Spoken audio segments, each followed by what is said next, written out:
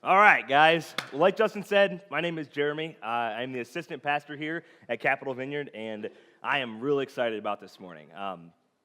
As the youth guy, one of the things that I get to talk to the students about is building identities, right? They're at that age, most of them are at an age where they're building their identities, and so we get to talk about where we build our identities as Christians, what we should be building them in and what we shouldn't, and all that kind of stuff. And I'm real pumped because this morning I get to bring that here. I get to talk to you guys about identity, all right? And I know that you might be thinking like, oh, I don't really know. It's a youth thing, right? It seems like a student thing, but trust me, keep up. It's going to be awesome. I'm really excited, okay? Where this really hit for me was when I was in college. Identity is something that has been, kind of on my heart for a long time. And as Justin was telling me, hey, you're getting ready to preach again, what do you want to talk about? We're going to go through Junk Drawer, which is really just like messages that we have saved, that we don't really have a sermon series to put them in. And he was telling me that I get to pick my own, and I was excited. And so I got looking at my junk drawer of messages, and identity is really on the top of that list. And it came from when I was in college. I was at Asbury. I did this thing. It's called Transition and Guidance, and it was like a tag program. It's where like the sophomores get to help the freshmen transition into college. And through that, I learned a lot about how awful freshman orientation is from the setup side, because it was like all of the work lands on those sophomores to set up the whole thing.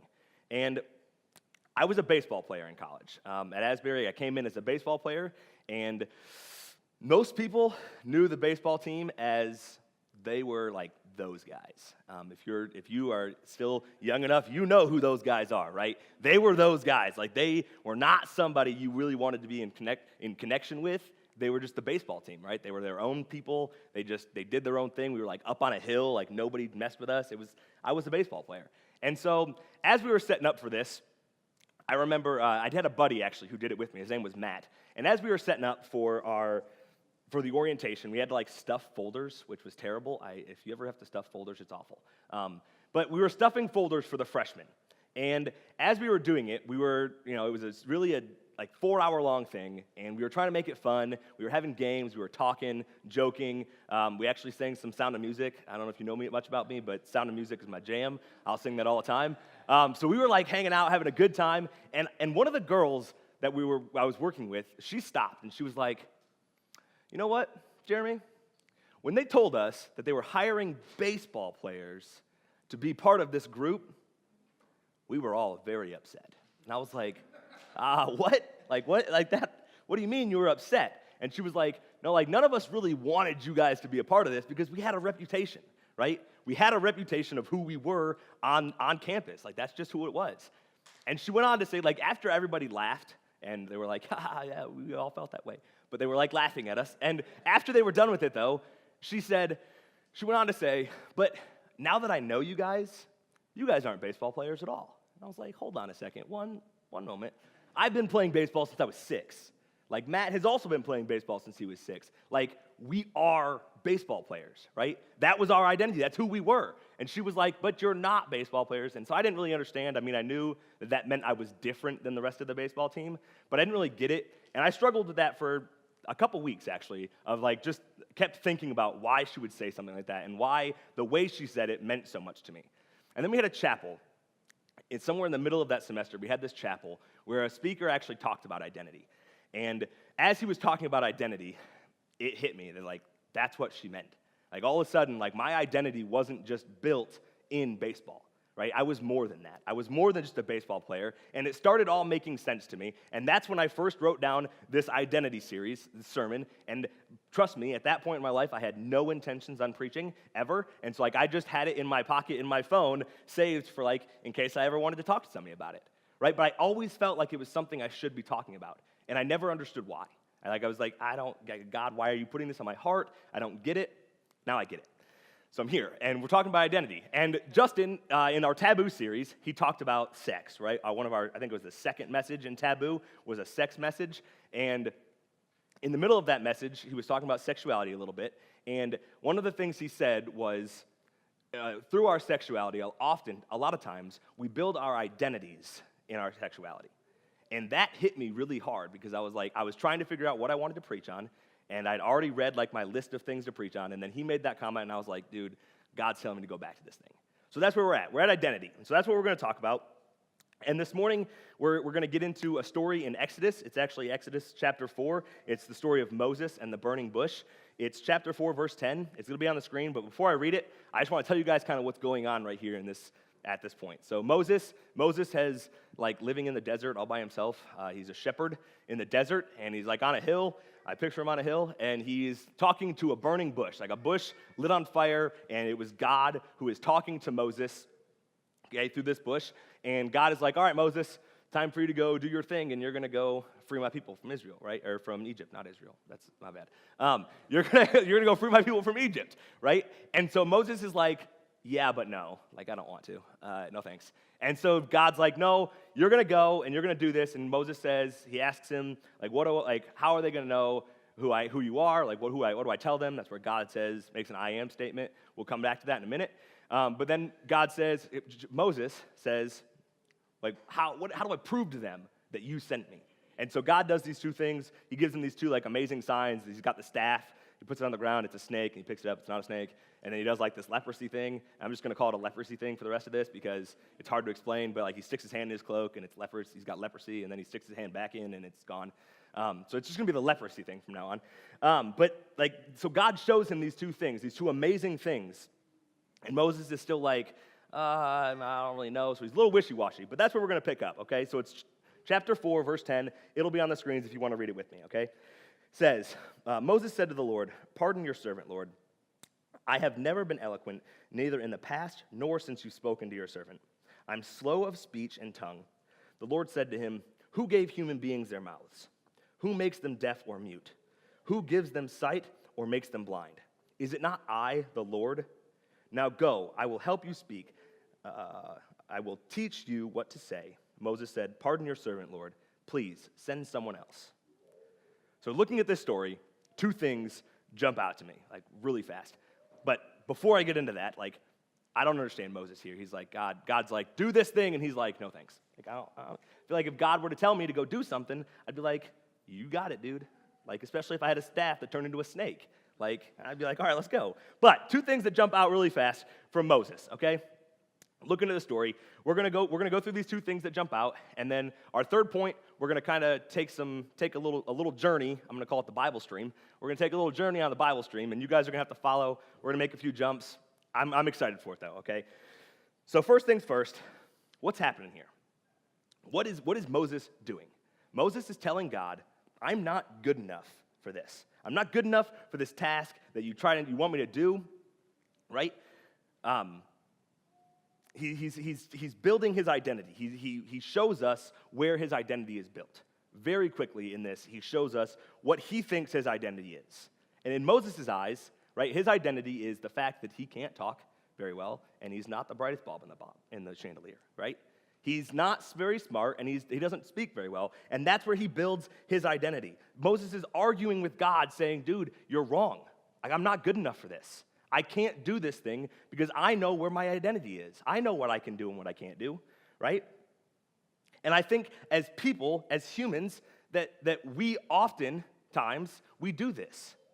As people who are broken, right, we're hurting, we're already in this fallen world, this broken world. I think so often we build our identities in our brokenness, right? We build our identities in our brokenness, and don't get me wrong, I'm not immune, right?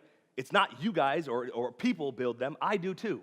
We build our identities in this brokenness because when you look in a mirror, be honest with yourselves, when you look in a mirror, do you see the perfect you staring back at you?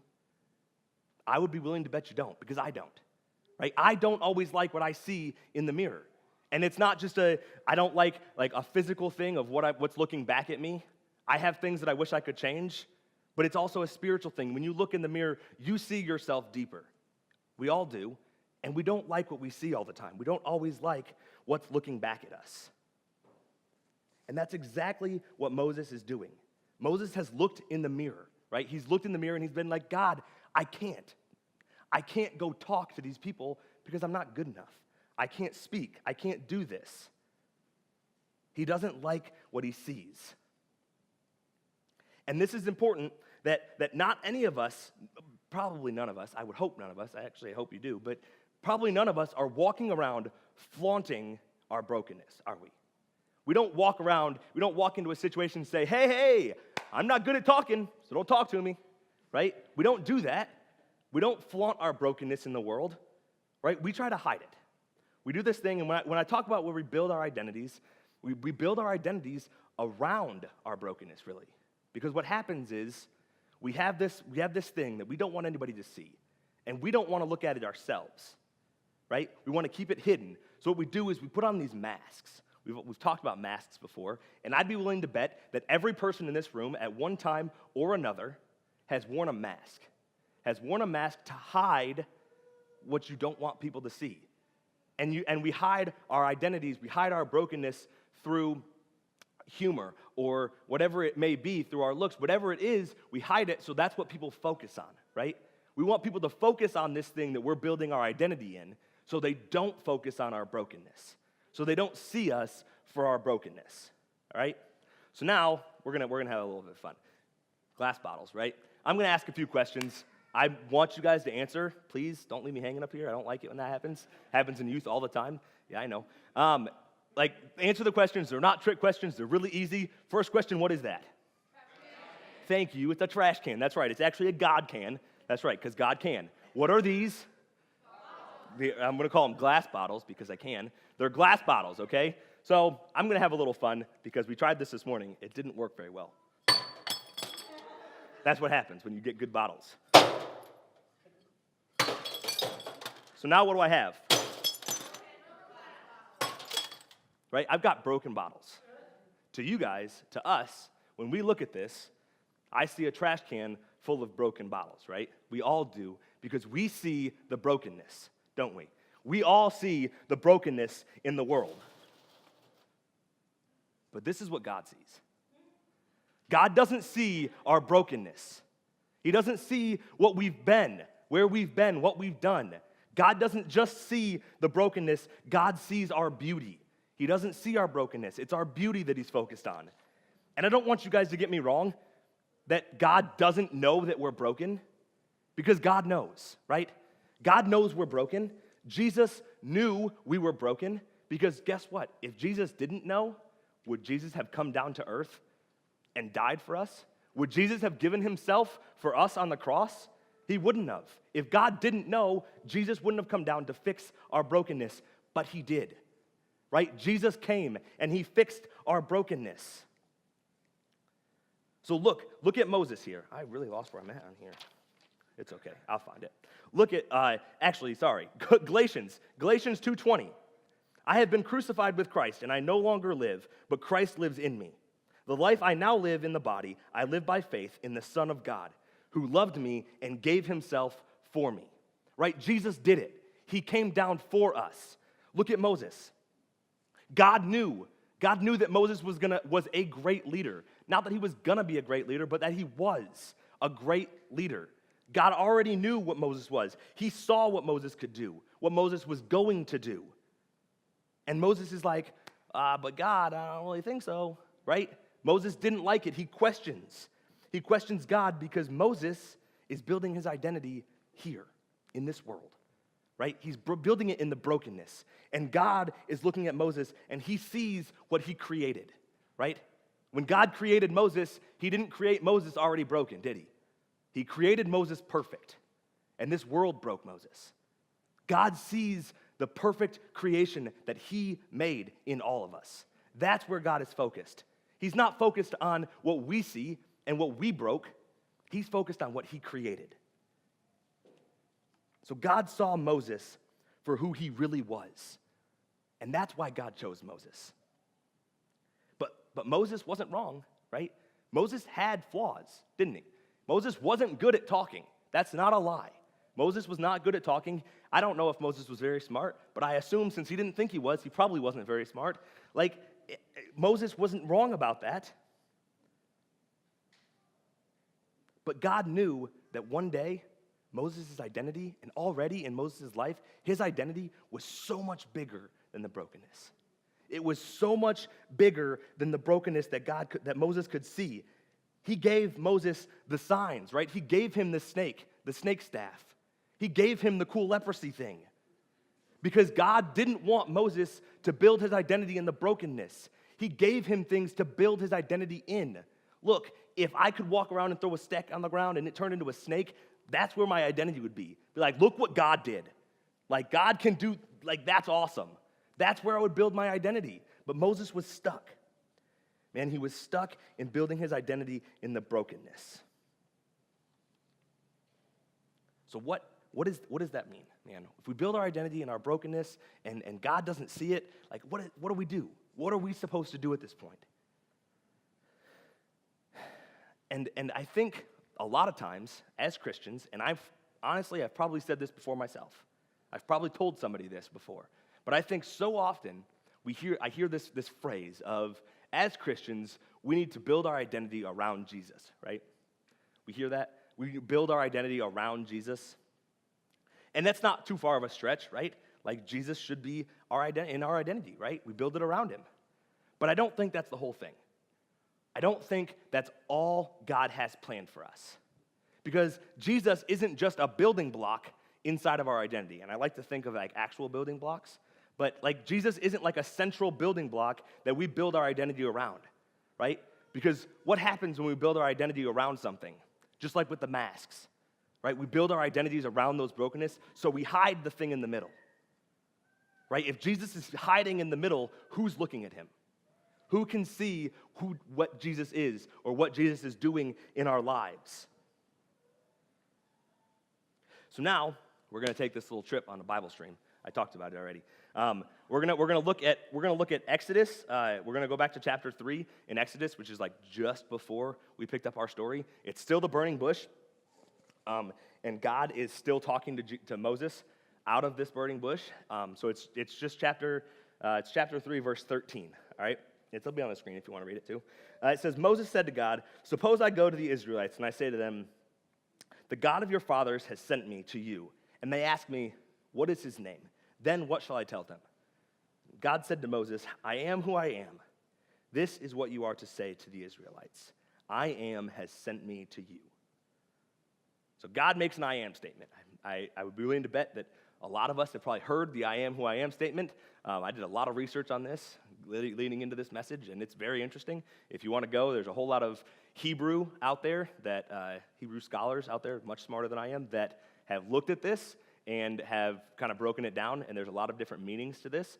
But I'm not going to focus on the meaning. I'm going to focus on what else we can look at, okay? So God makes an I am statement here, and first of all, he makes an I am statement. He tells us what his identity is, right? I am who I am. And about 2 verses later, I think, God says, "But you're going to call me Lord. You're going to call me Yahweh," right? So God tells us in that moment, man, God has an identity too. He is, like, his identity is I am. He is everything, right? God has an identity. So if we fast forward into the New Testament, we're going to get out of the Old Testament, go to the New Testament with Jesus. Jesus makes 7 I am statements in the book of John. None of them are going to be on the screen because that was a lot. So I'm just going to read a few of them. He makes 7 I am statements. Okay? Jesus said, "I am the salt of the earth. I am the way, the truth, and the life. I am the good shepherd. And I am the light of the world." He's talking about himself. He says, "I am the light of the world." And earlier, it's actually earlier, I think, in Matthew, the book of Matthew, Jesus tells the people that are following him, he tells them, "You are the light of the world." We are, the followers of Jesus, are the light of the world. So what that tells me is, as Christians, we shouldn't be building our identities around Jesus. Jesus is our identity, right? There's nothing else that matters. Jesus is our identity. If he is the light of the world and we are the light of the world, then we're one and the same, right? When you have Jesus in your life, Jesus is our identity. In 2 Corinthians 5:21, it says, "God made him who had no sin to be sin for us, so that in him we might become the righteousness of God." So in him, we might become the righteousness of God, right? That means that if we have Jesus, man, we are one and the same with God. We have God's righteousness because Jesus is our identity.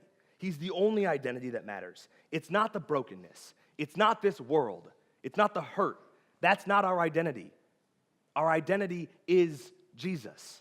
That's all that matters.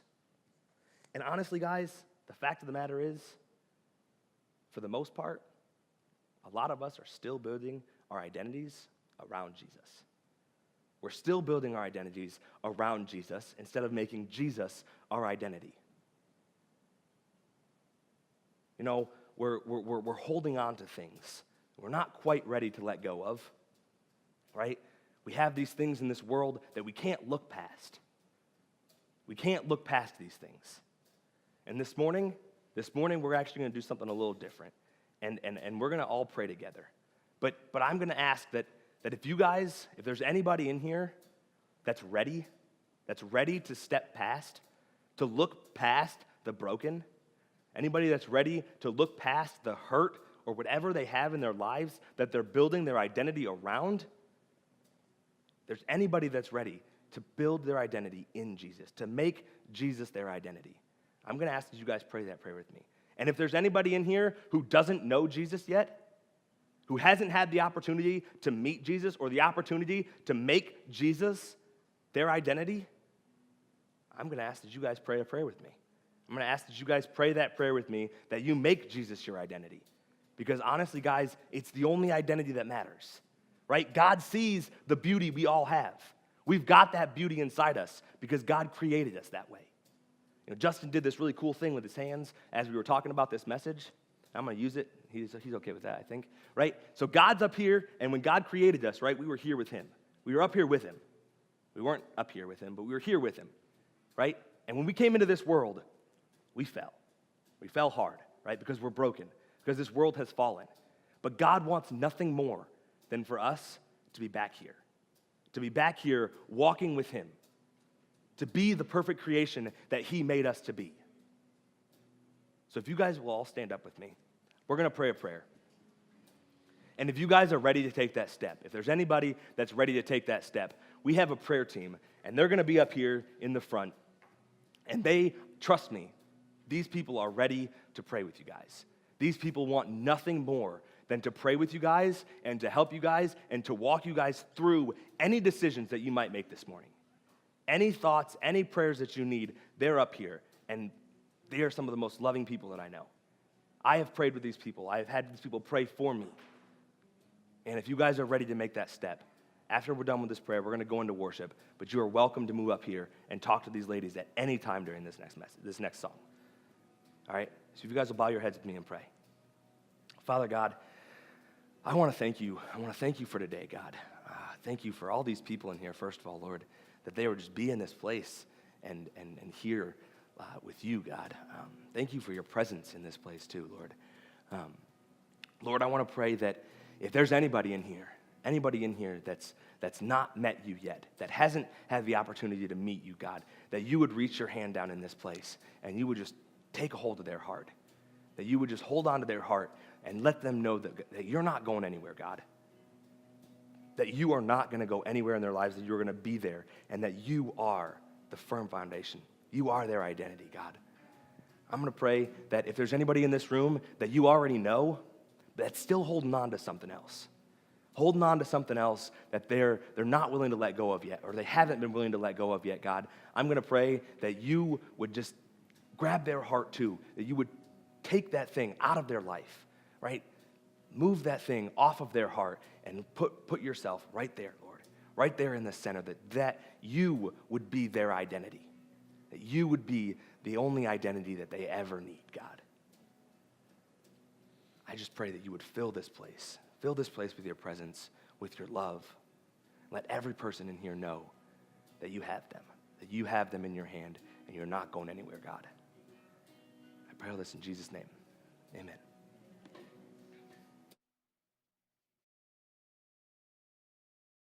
Hey, this is Pastor Justin from Capital Vineyard Community Church in Frankfort, Kentucky.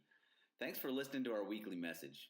If you'd like to learn more about our church, you can visit us at capitalvineyard.org or on social media at @capvineyard.